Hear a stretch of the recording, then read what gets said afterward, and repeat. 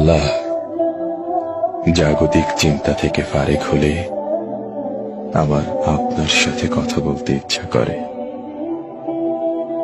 অথচ কোলাহল পেলেই আমি আপনাকে ভুলে যাই। বিপদ পেরিয়ে গেলেই হয়ে উঠি উদ্ধত। নিজের হাসরের দিকে তাকালে দেখি গুনাহের ভারে নুয়ে আছে আমার মিজান।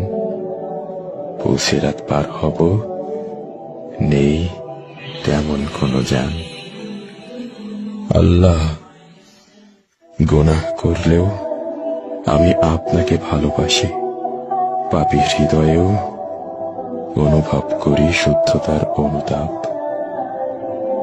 আপনার সাথে আমার কথা বলতে ইচ্ছে করে। আপনি আমাকে হেদায়েত দান করুন, ক্ষমা করুন আমার যাবতীয় পাপ।